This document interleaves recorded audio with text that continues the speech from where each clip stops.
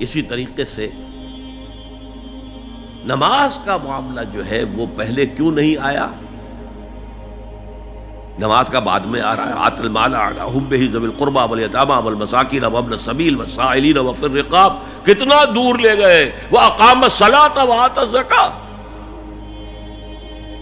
یہ ہے ترتیب کے اعتبار سے جو میں نے عرض کیا تھا. یہاں عنوان کیا ہے؟ یہاں نیکی کی حقیقت عنوان ہے.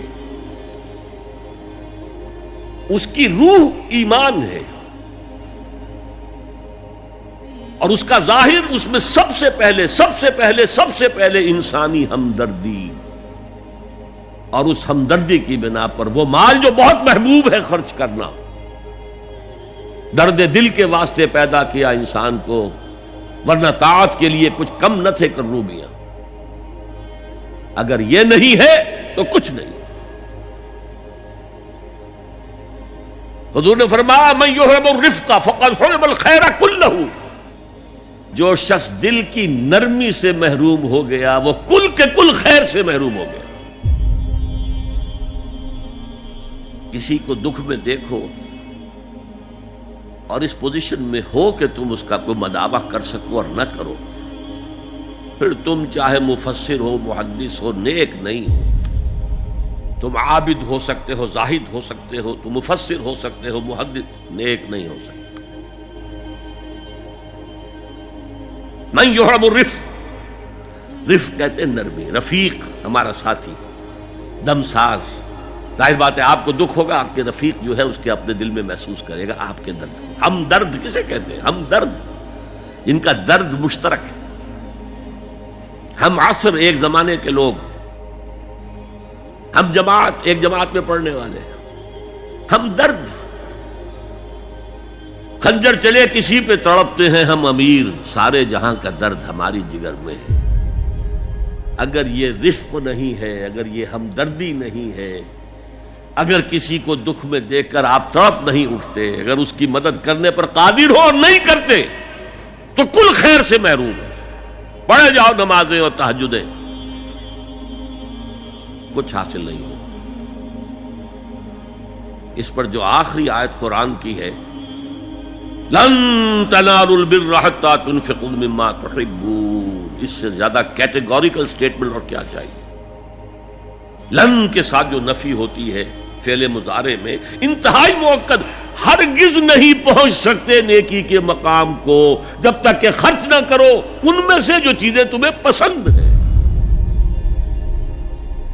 قمیض پھٹ گئی ہے، بوسیدہ دے دو کسی کو، یہ نہیں ہے خیرات و صدقات، بلکہ جو تمہیں محبوب ہو.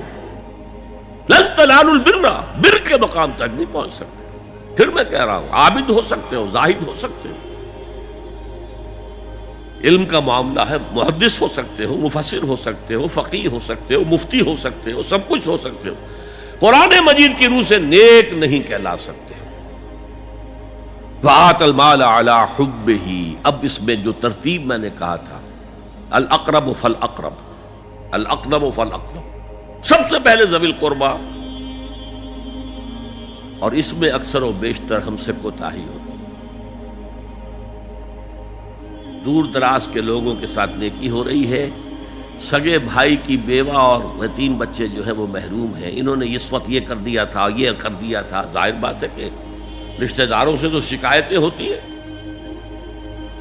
یہ تو ہمیشہ ہمارے مخالف رہے جی، ان کی ہم کیسے مدد کریں. اگر تو اللہ کے لیے دینا ہے تو پہلا حق ان کا ہے. من احب للہ وابغض للہ واعطى للہ ومنع للہ.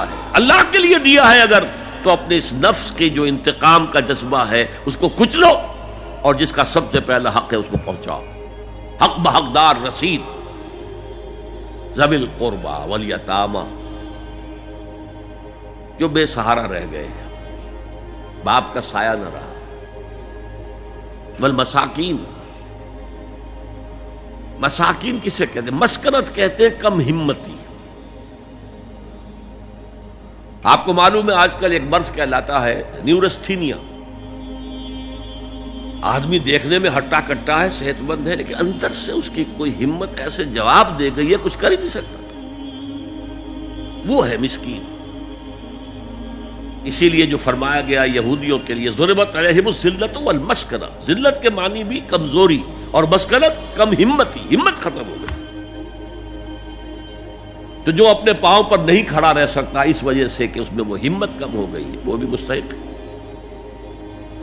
وابن السبیل اور مسافر، پرانے زمانے میں آپ کو معلوم ہے نہ سرائیں تھیں، نہ کچھ اور تھا، نہ ہوٹل تھے. پھر اگر کہیں راستے میں چوری ہو گئی، ڈاکہ پڑ گیا، تو آدمی جو ہے گھر میں خود ہے، کفیل ہے، اچھا ہے. اس وقت کی حالت ایسی ہو گئی. ہمارے ہاں بیگرز نے اسی کو ایک بہت بڑا بہانہ بنایا ہوا، جی میں آیا تھا وہاں سے اور یہاں سے اور میری جیب کٹ گئی، سب کچھ چلا گیا، اب مجھے واپس جانے کے لیے کرایہ چاہیے. اکثر و بیشتر جھوٹے کیسز ہوتے ہیں. اگر آپ کسی کو پکڑ لیں اور ساتھ لے کر کہیں تحقیق کراؤ تو وہ بھاگ جائے گا، پھر نہیں آئے گا اس مسجد میں. لیکن یہ کہ ابن السبیل یہ بھی ایک کھاتا ہے. والسائلین، یہ ذرا تفصیل طلب معاملہ ہے. اسلام کی تعلیم بڑی متوازن ہے. ایک طرف سوال کی مذمت ہے،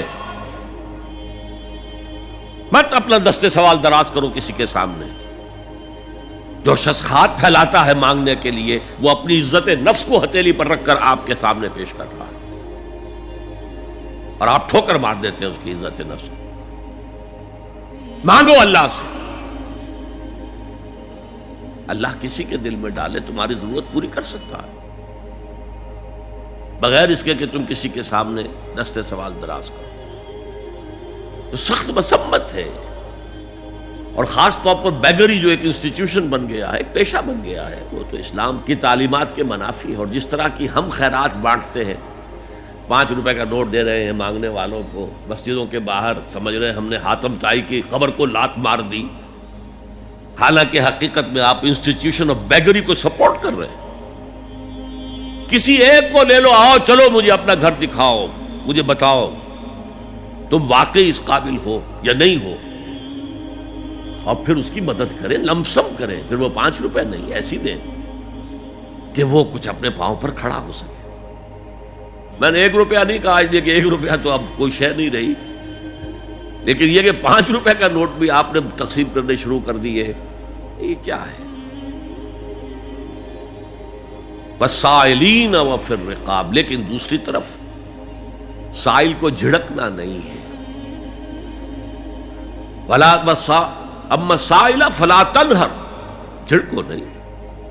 اچھا بھائی نہیں، معاف کرو، میرے پاس اس وقت آپ کی مدد کے لیے کچھ نہیں ہے، میں کچھ نہیں کر سکتا. تو ان دونوں کے درمیان اصل میں معاملہ ہونا چاہیے.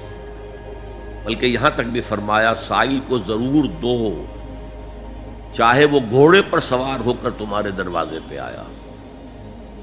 کیا پتا اس کی واقعی الجھن کیا ہے. تو سوال کی مذمت اور سائل کو جھڑکنے کی ممانعت. حتی الامکان خالی ہاتھ نہ لوٹاؤ. اس نے اپنی عزت نفس اپنی ہتھیلی پر رکھ کر تمہاری سامنے پیش کر دیا، اسے ٹھوکر نہ مارو. لیکن جیسا کہ میں نے عرض کیا، یہ انسٹیٹیوشن آف بیگری جو ہے یہ ایک علیحدہ شے ہے بالکل، اس کا اس سے کوئی تعلق نہ سمجھیے. وفی الرقاب، رقاب جمع ہے رقبہ، گردن. فک رقبۃ او اطعام فی یوم ذی مسغبۃ یتیما ذا مقربۃ او مسکینا ذا متربہ. فک رقبۃ، کسی کی گردن چھڑا دینا. اس وقت سب سے بڑی ایپلیکیشن اس کی تھی غلاموں کو، کنیزوں کو اپنے پیسے سے خرید کر آزاد کر دینا. بہت بڑی نیکی، بہت بڑی نیکی. اور حضرت ابو بکر رضی اللہ تعالیٰ عنہ کے دفتر فضائل میں سب سے اونچا کام یہ ہے کہ جن غلاموں کو اور جن کنیزوں کو ستایا جا رہا تھا، دیئر اونرز، دیئر ماسٹرز، ان کے آقا کو حق حاصل تھا جو چاہے کریں ان کے ساتھ، قتل کر دے، کوئی پوچھنے والا نہیں ہے. میں پہلے بھی عرض کر چکا ہوں، میری ملکیت ہے، جیسے میری بکری میری ملکیت ہے، میں نے اس کو ذبح کیا، گوشت کھا لیا، تم کون ہوتے ہو پوچھنے والے؟ میرا غلام تھا، میں نے قتل کر دیا، تم کون ہو پوچھنے والے؟